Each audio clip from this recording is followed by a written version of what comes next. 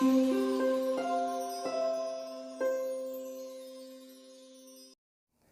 दोस्तों, कैसे हैं आप सब। आशा करता हूं आप सब बहुत अच्छे होंगे। आज की वीडियो में हम क्या जानेंगे? आज की वीडियो में हम honourable tribunal income tax which is often referred as ITAT उसके पावर के बारे में जानेंगे। क्या वह अपनी रिव्यू की पावर के अंतर्गत अपने ऑर्डर को रिकॉल कर सकती है? क्या वह सबरीमाला की तरह, जैसे ऑनरेबल सुप्रीम कोर्ट ने सबरीमाला को रिव्यू के लिए भेज दिया, क्या उसके तरह उसके पास भी कोई इनहेरेंट पावर है? जैसे ऑनरेबल सुप्रीम कोर्ट ने अभी रिसेंटली आधार को भी कॉन्स्टिट्यूशन बेंच के सामने रिव्यू के लिए भेज दिया और सबरीमाला के डिसीजंस को भी रिव्यू के लिए भेज दिया। तो क्या ऐसी रिव्यू की पावर ITAT के पास भी अवेलेबल है? यह क्वेश्चन आज हम जानने का प्रयास करेंगे। यह बहुत ही महत्वपूर्ण है। क्यों महत्वपूर्ण है? यह हमें जानने के लिए महत्वपूर्ण है कि अगर कोई ITAT का डिसीजन हमारे अगेंस्ट आ जाता है तो whether we should take the recourse of section 260 capital A of the Income Tax Act which is analogous with section 100 of the Civil Procedure Code, या हमें हाई कोर्ट जाना चाहिए या हमें ITAT के पास रिव्यू के लिए जाना चाहिए। ये जानना बहुत जरूरी है, बिकॉज अगर हम टाइमली एक्शन लेंगे तो हम अपने क्लाइंट्स के लिए एक बेहतर एसेट साबित हो सकते हैं, और अगर हम टाइमली और इनअप्रोप्रिएट एक्शन लेंगे, हमने अगर कोई गलत एक्शन लिया तो हमारे क्लाइंट को भी नुकसान हो सकता है। तो आइए सबसे पहले हम ये जानते हैं कि ITAT तक अपील पहुंचती कैसे। ये उन लोगों के लिए है जो इस सब्जेक्ट के लिए बिल्कुल नए हैं। तो क्या है ये जानिए। जब AO के सामने आपकी असेसमेंट चल रही थी, उस असेसमेंट के दौरान कुछ एडिशन हो गई। उस एडिशन के बाद क्या हुआ? उस एडिशन के बाद आप CIT अपील के पास गए। CIT अपील के सामने दो इश्यूज होते हैं, या तो डिपार्टमेंट जीतेगा या आपके फेवर में होगी, या अपीलेंट के फेवर में होगी। अगर वो अपीलेंट के फेवर में होती है और टैक्स इफेक्ट से ज़्यादा है, जो प्रिस्क्राइब टैक्स इफेक्ट है, अगर उस प्रिस्क्राइब टैक्स इफेक्ट से ज़्यादा है तो डिपार्टमेंट ITAT जाता है। जब यहाँ डिपार्टमेंट ITAT जाता है, इसी तरह हमारी अपील ITAT के सामने आती है। अब जब हम बात करते हैं CIT अपील के सामने, सेक्शन 246 कैपिटल A के अंतर्गत अपीलेबल ऑर्डर्स बताए गए हैं। ITAT के लिए सेक्शन 253 के अंदर अपीलेबल ऑर्डर्स की बात करी गई है। ऑलराइट, ये तो एक तरीका है। दूसरा तरीका क्या है? दूसरा तरीका, अगर CIT एग्जेम्पशन ने आपको 12 कैपिटल A जो कि अब 12A भी हो गया है, उसमें रजिस्ट्रेशन देने से मना कर दिया है, या 80G में रजिस्ट्रेशन देने से मना कर दिया है, या तीसरा तरीका क्या है? आपका केस सेक्शन 263 में रिवीजन के लिए CIT ने, एडमिन ने रेफर कर दिया है। उन्होंने कुछ फाइंडिंग दे दी हैं कि भैया सेक्शन 263 में खोला जाए। तब भी आप उस ऑर्डर के अगेंस्ट कि भाई सेक्शन 263 में या तो फाइनल ऑर्डर कर दिया होगा या डी नोवो असेसमेंट के लिए AO के पास भेज दिया होगा। तो इसी दौरान हमें पता चलता है कि उस ऑर्डर के अगेंस्ट हम ITAT जाते हैं। तो ये एक मोटा मोटा तरीका हो गया, मोटा मोटी बात हो गई। आज हमारा विषय कौन कौन से ऑर्डर अपीलेबल हैं, कौन कौन से नहीं है, ये विषय नहीं है आज। आज विषय यह है कि क्या at what point of time tribunal can review its own orders, और अगर कर सकती है तो कितने समय तक वो अपने ऑर्डर्स को रिव्यू कर सकती है। Today's issue is this. तो उसके लिए we would be analysing section 254 subsection 2 of the income tax act. वो क्या कहते हैं और वहां पे क्या क्या कंडीशंस मेंशन्ड हैं जब हमें ITAT को अपने ऑर्डर को रिव्यू करना है। आइए पढ़ते हैं। वो क्या कहते हैं? द अपीलेट ट्राइब्यूनल में, इस वर्ड को स्टार लगा लीजिए। हम इसको आगे इस मे का क्या महत्व है, इस मे के महत्व को हम समझेंगे आगे। जो हम 2 केस स्टडीज करेंगे, उस एक केस स्टडी में इस मे का महत्व बहुत अच्छे से समझाया जाएगा। मार्क कर लीजिए। At any time with in 6 months, इस पे भी स्टार लगा लीजिए। तो पहला स्टार हम केस स्टडी नंबर 2 से समझेंगे। दूसरा स्टार, ये क्या कहता है, टाइम लिमिट बताता है हमें, ये टाइम लिमिट बताता है। क्या टाइम लिमिट, कि आपके पास रेक्टिफाई करने के लिए 6 मंथ्स है, ट्राइब्यूनल 6 मंथ्स के अंदर अपना ऑर्डर रेक्टिफाई कर सकती है। कैसे, with a view to rectifying any mistake apparent from the record, amend any order passed by it, the word is amend। अभी तक हम क्या बात कर रहे थे, हम बात कर रहे थे रिव्यू, हम बात कर रहे थे रिकॉल। हमने तो ना ही किसी शब्द का प्रयास किया रेक्टिफाई, ना ही हमने शब्द का इस्तेमाल किया अमेंड। यहां लेजिस्लेचर दो शब्द का इस्तेमाल करते हैं, यहां कहते हैं रेक्टिफाई एंड अमेंड।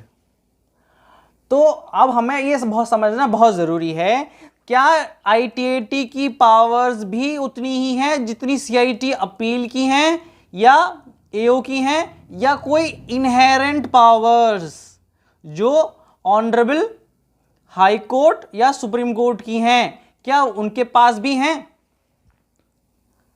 अगर हम टर्म देखें, क्या कहते हैं, मिस्टेक एपरेंट फ्रॉम रिकॉर्ड।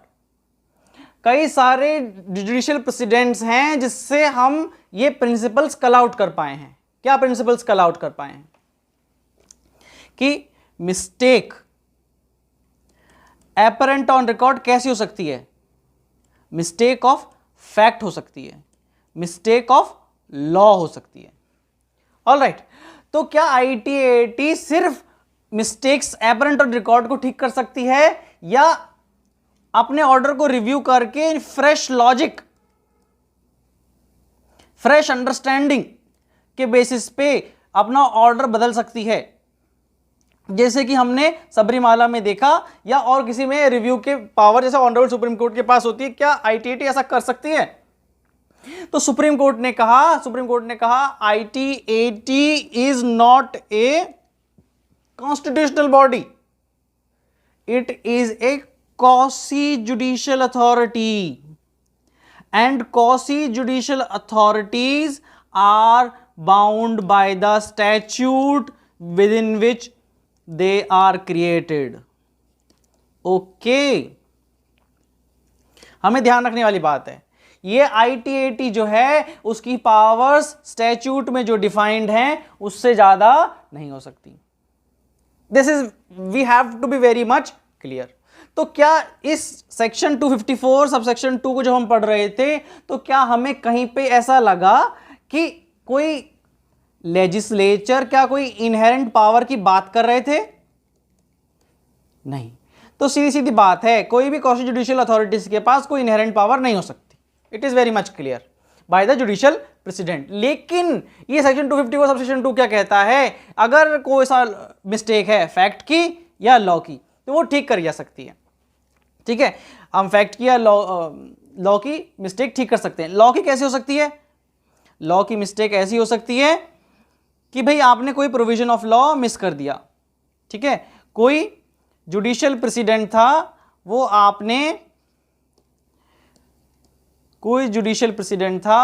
आपने मिस कर दिया, या कोई जुडिशियल प्रेसिडेंट था वो आपने रॉन्गली अप्लाई कर दिया। आप बात समझ पा रहे हैं मेरी? अगर सिर्फ फैक्ट्स का ही मिस्टेक एपरेंट ऑन रिकॉर्ड नहीं है, लॉ की भी हो सकती है। लॉ की मिस्टेक कैसी हो सकती है? जो अगर आपने कोई ऑनरेबल हाई कोर्ट का डिसीजन था, जुडिशियल हाई कोर्ट का डिसीजन था, वो ट्राइब्यूनल ने नोटिस करने से छोड़ दिया, तो वह भी गलती है, एपरेंट ऑन रिकॉर्ड ही है। और ऐसा हो सकता है कि ट्राइब्यूनल ने वो जो जजमेंट था ऑनरेबल जुडिशियल हाई कोर्ट का वो कंसिडर तो किया, लेकिन उस डिसीजन के जो प्रिंसिपल्स लेट डाउन थे उसको रॉन्गली अप्लाई किया। मीनिंग देयर बाय कि उस जजमेंट के फैक्ट्स, प्रिंसिपल्स, रेशो, डिसेंडी कुछ और थे, और ट्राइब्यूनल ने जब उस जजमेंट को अप्लाई किया तो वो जो रेशो था वो अलग फैक्ट्स में गलत सेंस में अप्लाई कर दिया, जो कि उस फैक्ट्स के लिए एप्लीकेबल नहीं था, फिर भी ट्राइब्यूनल ने अप्लाई कर दिया।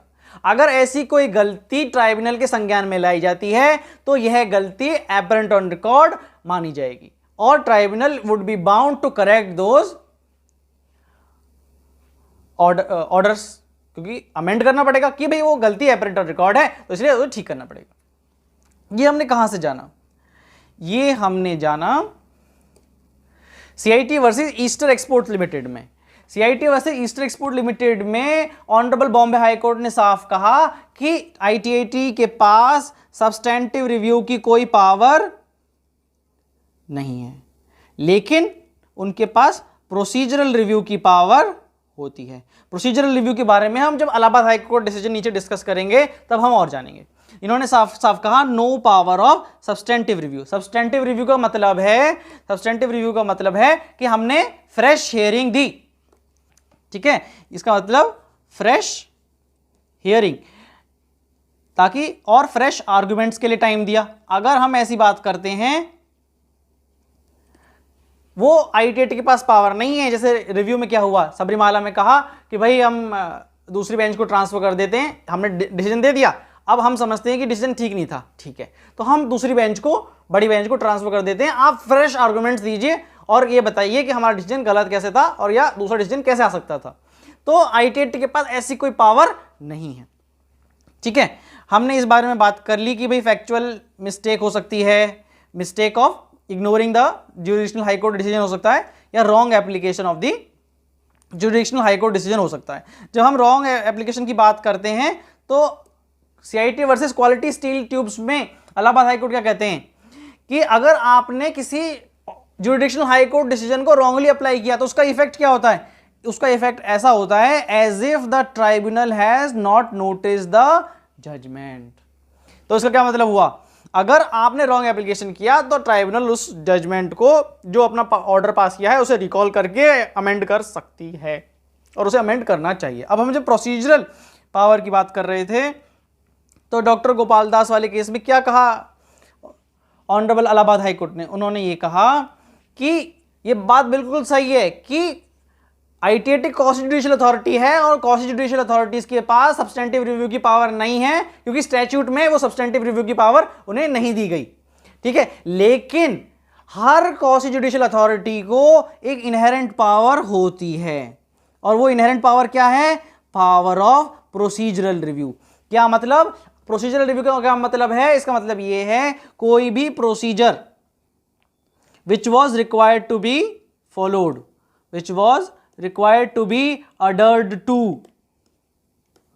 वो अडहरेंस नहीं करी गई, वो अडहरेंस उस प्रोसीजर के थ्रू नहीं करी गई। उसके वजह से क्या हुआ? उसकी वजह से किसी एक पार्टी को प्रीजुडिस हो गया। अगर वो ऐसा होता है तो honourable ITAT is within its right and within its power to recall that order, because आपके एक एक्शन से किसी दूसरी पार्टी को प्रीजुडिस हो गया है, ठीक है। और ये इनहेरेंट पावर है, कैसी पावर? प्रोसीजरल रिव्यू की। अभी हम डॉक्ट्रिन ऑफ प्रीजुडिस भी पढ़ेंगे। जो आप ये सब जो मैं बात बता रहा हूं ये आपस में इंटरलिंक्ड है, आपस में they don't stand independently but they stand cumulatively together, ठीक है। अब हम आगे बढ़ते हैं।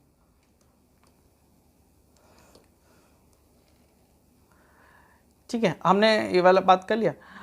अब क्या हुआ?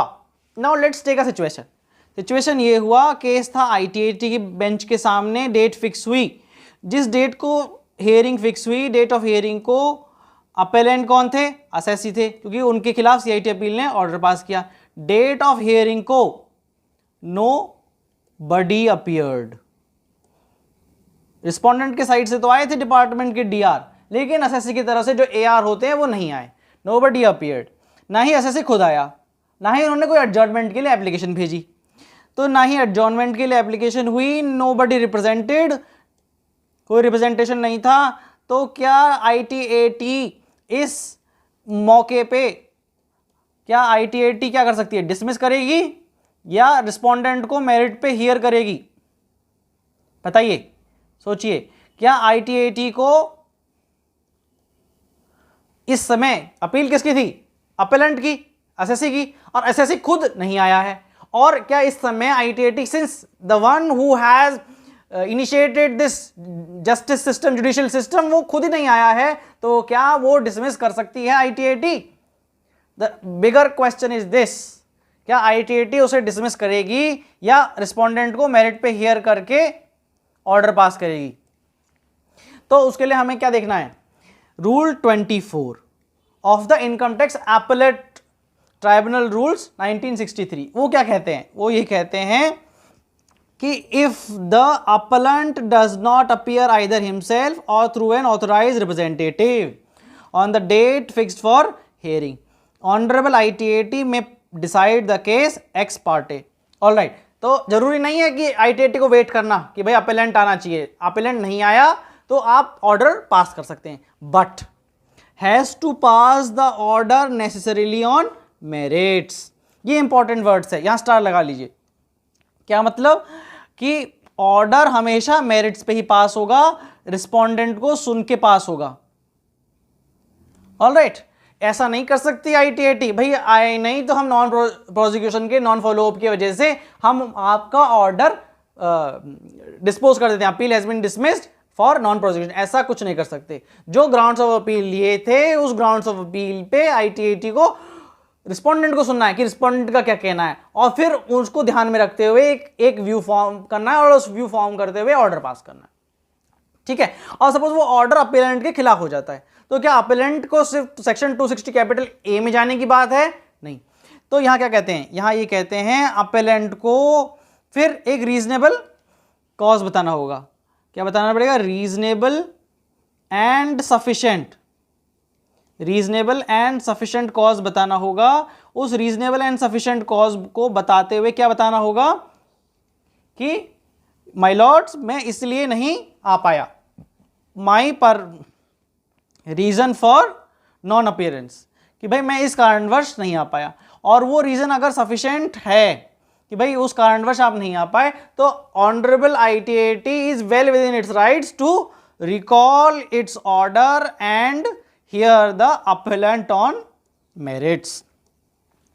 ठीक है, तो हमने क्या क्या स्कीम कर दी, अगर आप अपेलेंट नहीं आते हैं उस तारीख को तो ऑर्डर मेरिट पे पास करेंगे, और बाद में अपेलेंट आके कहते हैं योर ऑनर भाई मेरे परिवार में ये समस्या हो गई थी, या मेरे वकील साहब जो मैंने नियुक्त करे थे वो इस कारणवश नहीं आ पाए, तो अपेलेंट को हम कहेंगे ठीक है दिस इज रीजनेबल कॉज, आप रीजनेबल कॉज की वजह से नहीं आ पाए, ठीक है जी, हम अपना ऑर्डर रिकॉल करते हैं और आपको सुनने का मौका देते हैं। आप अपने जो विचार हैं, आपके जो दुख दर्द हैं, तब आप हमारे सामने रख सकते हैं और हम आपके सभी दुख दर्द को सुनने के लिए रेडी हैं। ठीक है, अब क्या हुआ एक केस में ये हुआ, और ज्यादातर केस में आप देखेंगे जिस तारीख को अपेलेंट को नोटिस दिया गया उस तारीख को अपेलेंट नहीं पहुंच पाए, किसी कारणवश नहीं पहुंच पाए, या तो वो उनके पास समझ नहीं थी कि भाई कैसे करना होता है, जैसे AO के सामने समझते हैं नहीं जाएंगे तो दूसरा नोटिस आएगा फलाना होगा, लेकिन उन्हें नहीं पता था। वो फर्स्ट ITAT की जो हियरिंग थी उसमें नहीं गए, और ITAT बेंच बैठी थी और बेंच ने क्या कहा, भाई हम फर्दर एडजॉर्न नहीं करते क्योंकि किसी ने एडजॉर्नमेंट मांगने आए ही नहीं, हम नॉन फॉलोअप के लिए डिसमिस कर देते हैं अपील को, डिसमिस। उन्होंने रिस्पोंडेंट्स को नहीं सुना, और जब रिस्पोंडेंट्स क्यों कहेंगे भाई, जब डिसमिस कर ही रहे हैं तो रिस्पोंडेंट्स सुनेंगे ही नहीं, रिस्पोंडेंट्स को सुने ही नहीं। अब क्या हुआ, अब असेसी को पता चला कि भाई मेरे खिलाफ ऐसा हो गया है, तो उसने कहा कि भाई योर ऑनर भाई इसको वापस लीजिए, मैं फलाना रीजनेबल कॉज था, उस रीजनेबल कॉज की वजह से मैं नहीं आ पाया। ओके, तो हमने रूल 24 में क्या पढ़ा, हमने रूल 24 में पढ़ा था अगर आप सफिशिएंट कॉज बताते हो तो if you show sufficient cause तो ऑर्डर रिकॉल किया जा सकता है। लेकिन यहां क्या किया, ऑनरेबल ट्राइब्यूनल ने कहा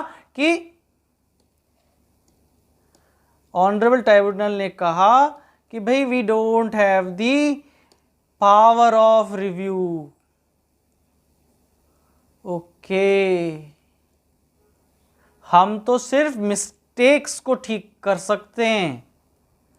ओहो, और आप जिस तारीख को डेट फिक्स थी उस तारीख को नहीं आए, तो क्या ITAT अपनी पावर्स का इस्तेमाल करते हुए इस ऑर्डर को रिकॉल कर सकती है? जबकि कोई एरर तो दिख नहीं रहा, या दिख रहा है? यस, आपने सही पकड़े हैं। आप सही पकड़े हैं, यहाँ एरर है। यहाँ एरर क्या है? रूल 24 यही तो कह रहा है, रूल 24 यही कह रहा है, अगर अपेलेंट नहीं आया है तो ऑर्डर आईटीएटी को मेरिट्स पे डिस्पोज करना है। ओहो, तो मेरिट्स पे डिस्पोज नहीं किया आपने, तो नॉन प्रोसिक्यूशन के लिए डिस्पोज कर दिया, यह गलती है। ठीक है, ऐसे सफिशिएंट कॉज समझा पाए या नहीं समझा पाए, नो इश्यूज। लेकिन आपने ये गलती करी है ट्राइब्यूनल जी, आपने गलती क्या करी है? आपने मेरिट्स पे ऑर्डर डिस्पोज नहीं किया, आपने मेरिट्स पे डिस्पोज नहीं किया, इसलिए आप you are bound to recall the order. So same case हुआ Shrimati Rita Sabhapati versus DCIT, honourable Madras high court. उन्होंने कहा कि भाई order is bound to be recalled. इसमें ऐसा ही हुआ कि आईटीटी ने कहा कि भाई आप जिस तारीख को तय था आप नहीं आए, डिसमिस्ड। तो असेसी ने, अपेलेंट ने मिसलेनियस एप्लीकेशन फाइल करी। जब अपेलेंट ने मिसलेनियस एप्लीकेशन फाइल करी कि भाई ऑर्डर रिकॉल करिए और अपील को रिस्टोर कीजिए ताकि हम आर्गुमेंट्स कर सकें, तो आईटीटी ने कहा नहीं, कोई गलती तो है नहीं, जिस तारीख को तय था हियरिंग आप आए नहीं। तो अब उस और एमए के अगेंस्ट ऑनरेबल हाई कोर्ट के सामने थी अपेलेंट मिसेस रीटा सभापति। तो उन्होंने क्या कहा, जज साहब ने कहा कि आईटीटी के ऑर्डर में गलती है, यही गलती है कि रूल 24 का जो मैंडेट है मेरिट्स पे डिस्पोज करना, वो आपने फॉलो नहीं किया। क्लियर? तो now we are very much clear कि अगर रूल 24 मेरिट्स पे डिस्पोज नहीं करते हैं तो रिकॉल कर सकते हैं। अभी तक हम सोच रहे थे छोटी मोटी गलतियां, एपरेंट ऑन रिकॉर्ड, मिस्टेक्स, अब यहां तो जज साहब ने कह दिया कि पूरा का पूरा ऑर्डर ही रिकॉल कर सकते हैं। ध्यान रहे, ठीक है। यही बात हम अब डॉक्ट्रिन ऑफ प्रीजुडिस में पढ़ेंगे।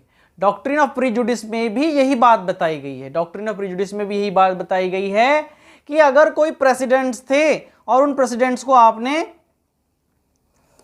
फॉलो नहीं किया, ठीक है, तो this will be tribunal's error और omission, and which this if this error is manifest error, कोई छोटा मोटा एरर नहीं, कोई रूल ऑफ प्रेसिडेंट था, वो रूल ऑफ प्रेसिडेंट आपने फॉलो नहीं किया, ओके, या कोई एरर था विच वॉज मैनिफेस्ट, छोटा मोटा नहीं, उसकी वजह से बहुत बड़ा बदलाव हो जाता, तो आपको पूरा ऑर्डर रिकॉल करने की पावर है। Not only review, not only rectify, but आप पूरा का पूरा ऑर्डर भी रिकॉल कर सकते हैं। क्यों? क्योंकि आपके उस गलती के वजह से दूसरी वाली पार्टी को एक सब्सटेंशियल नुकसान हो गया है। क्या नुकसान? कि भाई उसके खिलाफ एक एडिशन क्रिएट हो गई है, एक लायबिलिटी क्रिएट हो गई है, जो लायबिलिटी उसको देने की बाध्यता थी ही नहीं, ठीक है। We have to be very much clear in this, okay? तो यहां कहते हैं, तो जब ऑनरेबल दिल्ली हाई कोर्ट ये डॉक्ट्रिन ऑफ प्रीजुडिस का आविष्कार कर रही थी या ऑनरेबल सुप्रीम कोर्ट के डिसीजन से ड्रॉ कर रही थी, तो उन्होंने कहा कि हम इनहेरेंट पावर की कोई बात ही नहीं करते, ठीक है, हम कोई इनहेरेंट पावर की कोई बात नहीं करते। ये जो हम बात कर रहे हैं टोटल रिकॉल की, वो सेक्शन 254 सबसेक्शन 2 में ही कवर्ड है।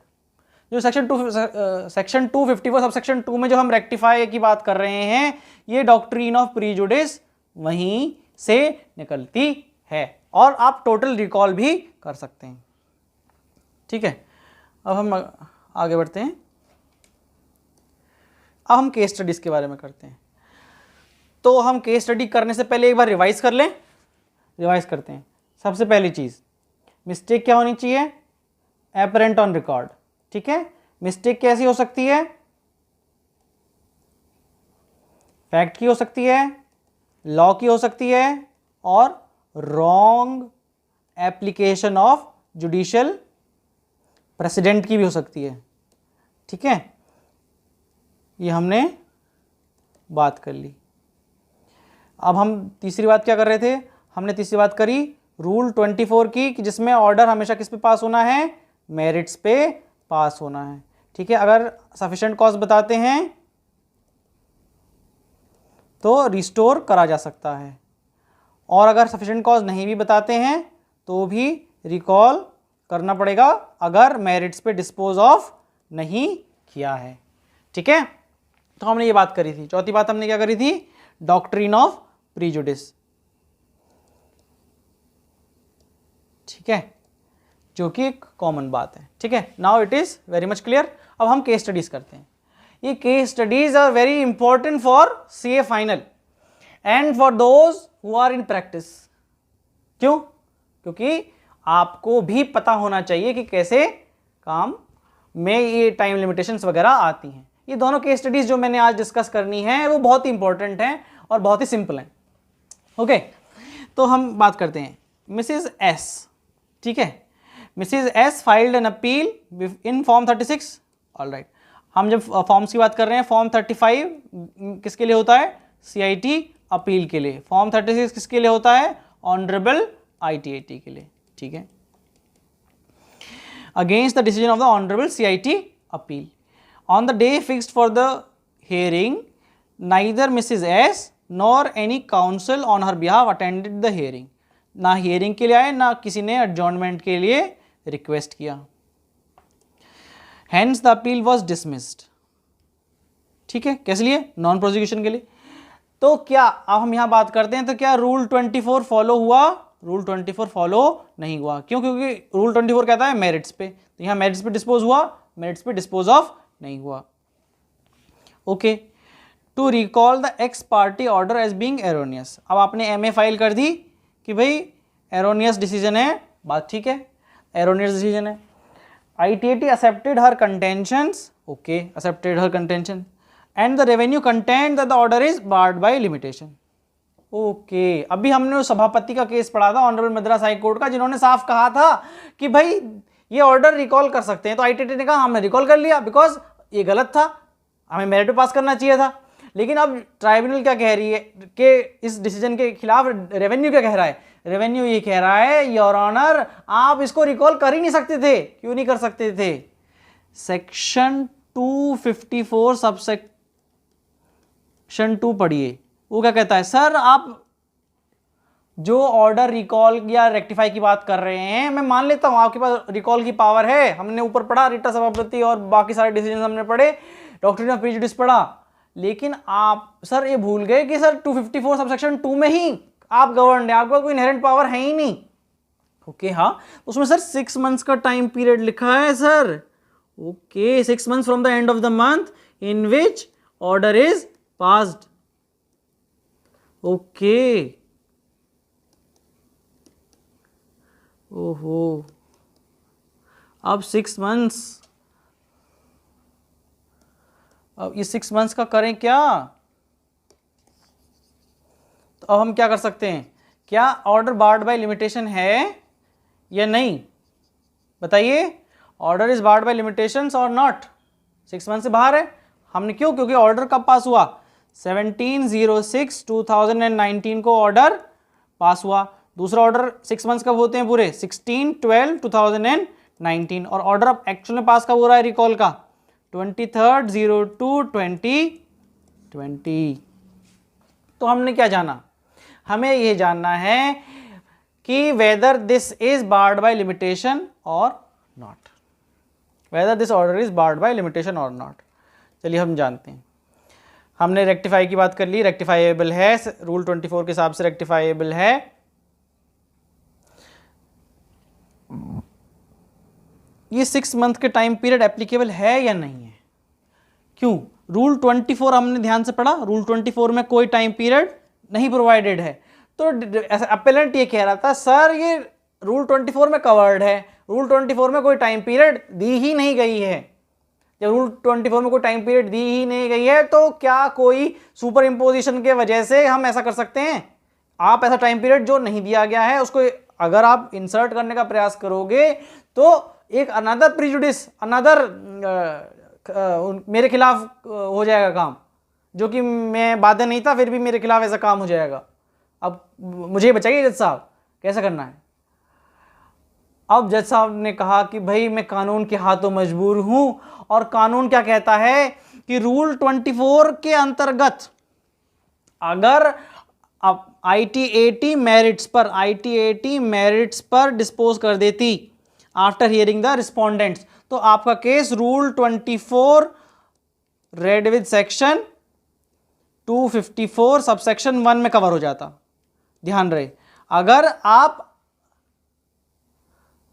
अगर ITAT मेरिट्स पे डिस्पोज करती तो केस रूल 24 में कवर हो जाता, लेकिन ITAT ने ये एरर, ये मिस्टेक करी है, ये रूल 24 में नहीं, ये सेक्शन 254 सबसेक्शन 2 में ही कवर्ड है, और यहां 6 मंथ्स का टाइम पीरियड निश्चित है।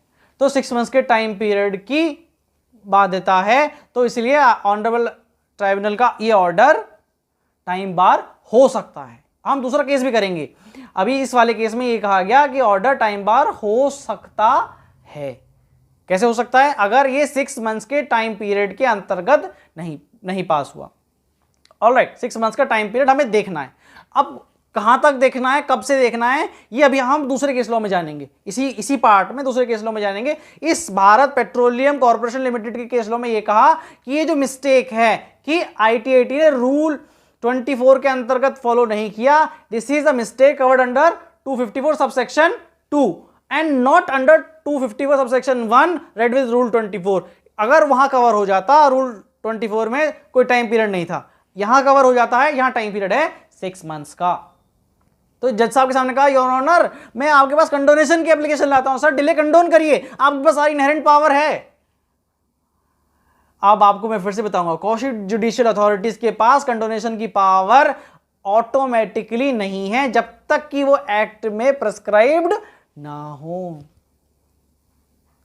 ठीक है, एक्ट में प्रेस्क्राइब्ड नहीं है। कैसे प्रेस्क्राइब्ड नहीं है? सेक्शन 253 सबसेक्शन 5 जो कंडोनेशन की बात करता है, ITAT के पास condonation of delay in filing of appeal और क्रॉस एग्जामिनेशन, क्रॉस मेमोरेंडम के लिए, क्रॉस अपील या क्रॉस अपील। ओके, ये ध्यान रखने वाली बात है। जैसे हम आगे देखेंगे सेक्शन 253 सबसेक्शन 5 में सिर्फ अपील या क्रॉस अपील मतलब कि भाई मैं ही ICIT अपील के ऑर्डर की वजह से एग्रीव्ड था, मैं ही ITAT के सामने गया।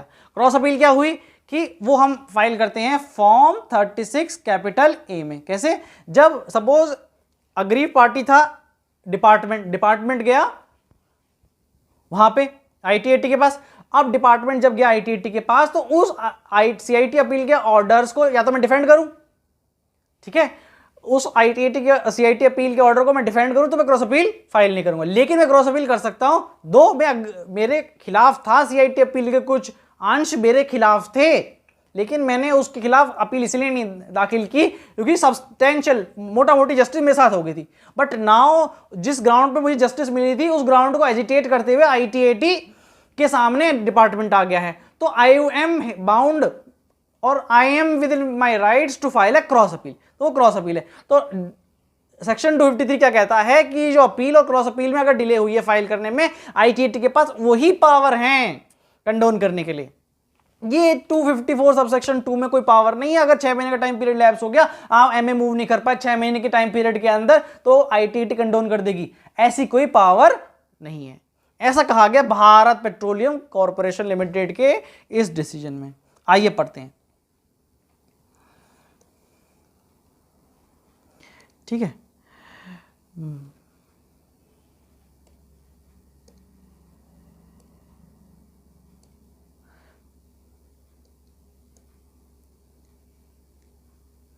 क्या लिखा है?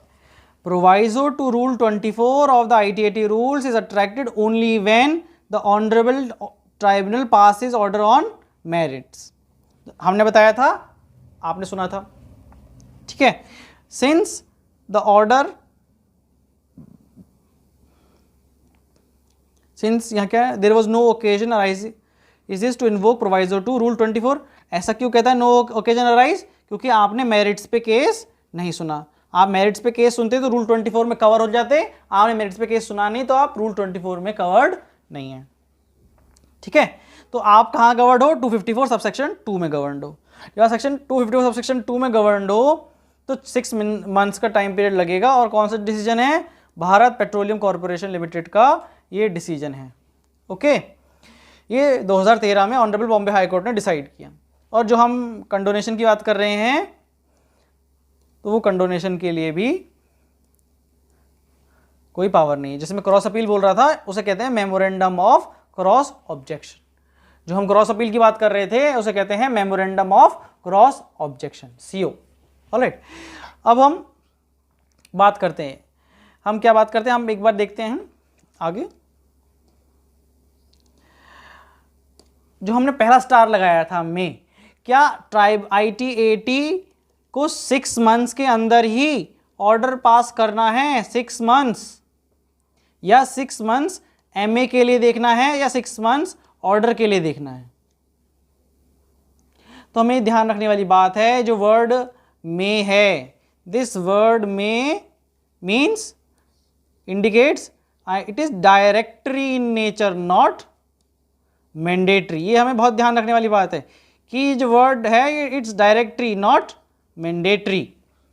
ओके, तो ट्राइब्यूनल क्या कहती है कि भाई मैं 6 महीने के अंदर ही पास करना है? नो नो नो, 6 महीने के अंदर नहीं पास करना। क्या 6 महीने के अंदर MA मूव करना ही जरूरी है, या 6 महीने के अंदर ऑर्डर पास करना चाहिए? तो क्या मैंने 6 महीने के अंदर MA मूव कर दिया, क्या मैं ट्राइब्यूनल के हाथ पकड़ लूंगा, जज साहब के हाथ पकड़ लूंगा, अरे भैया मेरा ऑर्डर पास करो, मेरा ऑर्डर पास करो, आपके और बाकी केस चले गए भाड़ में, पहले मेरा ये सुनो? क्या अपेलेंट ऐसा कह सकता है ट्राइब्यूनल के सामने? नहीं।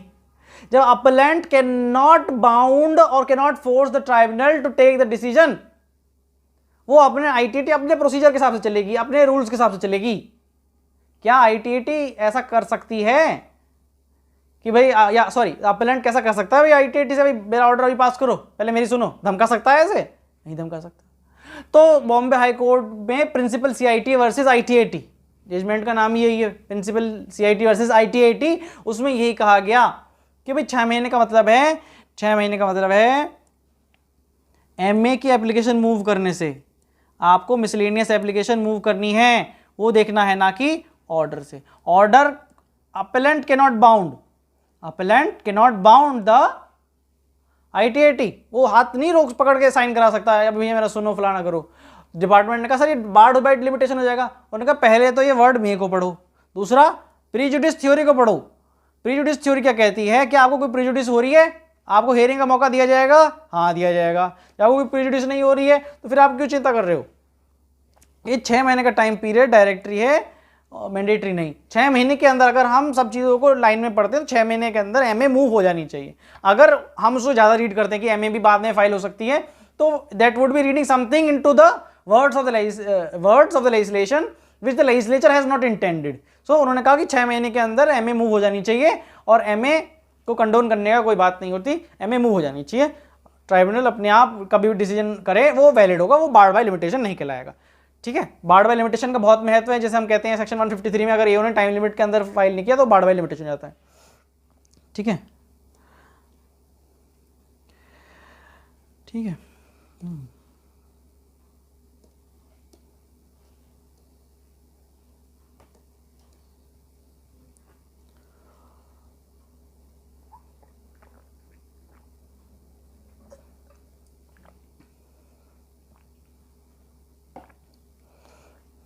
ठीक है, तो अगर आप देखिए कि अगर एप्लीकेशन 16/11/2019 को फाइल करी जाएगी तो it will be not time barred. अगर वो एप्लीकेशन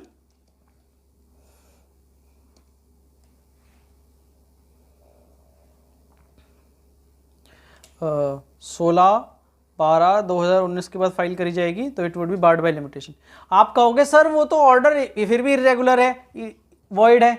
तो उन्होंने कहा BPCL versus union of India में जब हम ऊपर पढ़ रहे थे तो एक पॉइंट ये भी था, एक पॉइंट ये क्या था कि भाई ऑर्डर तो इरेगुलर है। उन्होंने कहा हाँ ऑर्डर इरेगुलर है और 6 महीने के अंदर आपने ये इरेगुलरिटी पॉइंट आउट नहीं की, तो क्या इरेगुलरिटी ना पॉइंट आउट करने की वजह से ऑर्डर अटेन्ड फाइनलिटी? उन्होंने कहा हाँ ऑर्डर अटेन फाइनलिटी। और उन्होंने क्या कहा, सुल्तान सदीक वर्सेस संजय राज सुबह का केस बताया, उन्होंने क्या कहा, अगर इर्रेगुलर नहीं, वॉइड ऑर्डर भी है, इर्रेगुलरिटी की बात नहीं, वॉइड भी है अगर ऑर्डर, और अगर वो सेट असाइड नहीं किया गया या क्वैश नहीं किया गया, जब तक ये दोनों में से कुछ भी नहीं किया गया, वो order is enforceable between the parties. आप उसे प्रेसिडेंट के रूप में इस्तेमाल नहीं कर सकते, ये बात बिल्कुल ठीक है, लेकिन that order would operate between the parties. तो क्या करें अब सर? 6 महीने का टाइम पीरियड चला गया और आईटीएटी रिकॉल नहीं कर पाई, क्यों? हम मिस्टेक नहीं पता चल पाई, तो क्या करेंगे हम? तो हम सेक्शन 260 कैपिटल ए का सहारा लेंगे। सर उसका टाइम लिमिट भी चला गया सर। हाँ, टाइम लिमिट चला गया, तो आप कंडोनेशन की एप्लीकेशन डालिए और हाई कोर्ट अपने राइट्स के अंतर्गत आपकी डिले कंडोन करेगी और ऑर्डर सेटिस्फाइड करेगी। उसकी चिंता आप मत करिए, आप प्रॉपर कोर्स ऑफ एक्शन लीजिए और अपने डिले को समझाइए कि भाई आपको प्रॉपर एडवाइस नहीं मिली थी या कुछ बात नहीं थी, हाई कोर्ट आपकी बात जरूर सुनेगी। सेक्शन 260 कैपिटल ए में जाइए। हम सेक्शन 260 कैपिटल ए की हाई कोर्ट की पावर्स के ऊपर, रिव्यू की पावर्स के ऊपर, सब्सटेंशियल क्वेश्चन ऑफ लॉ के ऊपर भी एक वीडियो जरूर आपके साथ लेकर आएंगे, ठीक है? हम आगे भी आपके साथ करते रहेंगे। अभी सेकंड केस स्टडी पे आते हैं। अभी सेकंड केस स्टडी क्या कहती है? पहली केस स्टडी हमने समझ लिया, अगर 6 महीने के अंदर आप एमए मूव करते हो, नॉट बार्ड बाय लिमिटेशन, जब ट्राइब्यूनल कभी भी ऑर्डर पास करे, ठीक है, और 6 महीने की बात करते हो तो बार्ड बाय लिमिटेशन है, प्रोवाइडेड, ये कब है? जब आपका केस रूल 24 में कवर नहीं होता। रूल 24 में कब कवर नहीं होता? जब ऑर्डर मेरिट्स पे पास नहीं होता। अगर रूल ऑर्डर मेरिट्स पे पास होता है तो रूल 24 में कवर होता है, तो ये 6 महीने का टाइम पीरियड कवर नहीं होगा। और जब भी आप मिस्टेक, आपका सफिशिएंट कॉज बताओगे कि भाई इस तारीख को मैं इसलिए नहीं आ पाया, वो ऑर्डर रिकॉल कर लिया जाएगा। That recall is something different from what is the recall under section 254 subsection 2, ठीक है? मेरी बात में कहीं दिक्कत हो, संशय हो, आप कमेंट बॉक्स में पूछिए, मेरी ईमेल पे पूछिए, व्हाट्सएप पे पूछिए, मैं आपका सभी जवाब दूंगा, ठीक है? T limited has filed an appeal before honourable ITT. हम दूसरा केस कर रहे हैं, इसमें अपील फाइल करिए, grounds of appeal. 2 grounds of appeal लिए गए, हम थोड़ा जल्दी करते हैं। 2 ग्राउंड्स ऑफ अपील। पहला ग्राउंड ऑफ अपील क्या लिया गया? सेक्शन 68 में एडिशंस कर दिए गए, ओके, उसको चैलेंज करा गया, सेक्शन 68 के एडिशंस को चैलेंज किया गया। दूसरा क्या किया? Assumption of jurisdiction, assumption of jurisdiction को चैलेंज किया गया कि भाई सेक्शन 144 में जो अजम्पशन ऑफ ज्यूरिसडिक्शन हुआ है वो इनवैलिड है। जब वो इनवैलिड है तो उसको चैलेंज किया गया, ठीक है? ये ग्राउंड्स ऑफ अपील का पार्ट थे, ध्यान रहे, ठीक है? जब आर्गुमेंट की बात आई तो आर्गुमेंट सिर्फ असेसी ने सेक्शन 68 के ऊपर करा, ठीक है, और वो एडिशन सस्टेन हो गई, ओके, वो एडिशन सस्टेन हो गई। अब अपेलेंट रिव्यू के लिए आया है, रेक्टिफिकेशन के लिए आया है, और क्या कह रहा है जज साहब के सामने, ट्राइब्यूनल मेंबर्स के सामने? कह रहा है, योर ऑनर, मैंने सेकंड ग्राउंड ऑफ अपील लिया था, ठीक है, और वो आपने उसके ऊपर अपने ऑर्डर में कोई एडजुडिकेशन नहीं करा, ओके, आपने इस ऑर्डर के ऊपर एडजुडिकेशन नहीं किया, तो ये एरर एपरेंट ऑन रिकॉर्ड है, इसलिए रिकॉल करिए। क्या ट्राइब्यूनल आईटीएटी रिकॉल कर सकती है? The answer is no. Why? हम सिस्टमैटिकली जानते हैं,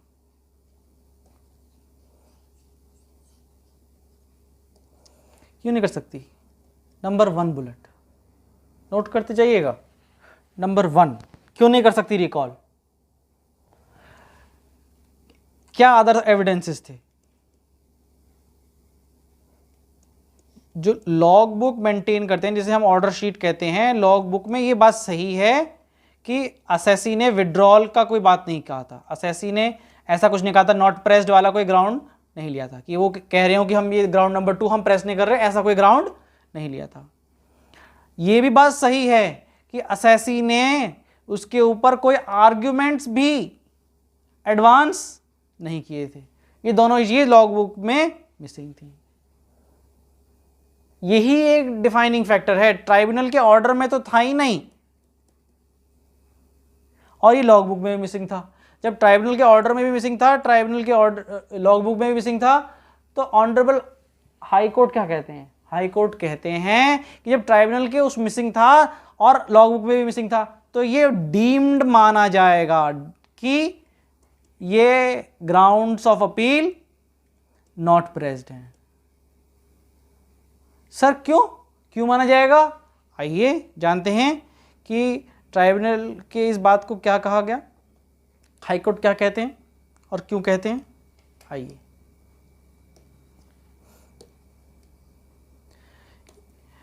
it is not necessary for any judicial or quasi-judicial authority to meet each and every ground। Okay, सबसे पहली बात उन्होंने कहा कि सभी ग्राउंड्स को मीट करना जरूरी नहीं है, ठीक है। जुडिशियल और quasi judicial authority is required to consider and decide only those grounds which are pressed before it, ठीक है। It is advisable to say at the end of the judgment whether any other ground was not pressed or pressed, okay। The absence of recital has to be understood in the sense that no other ground was pressed, okay।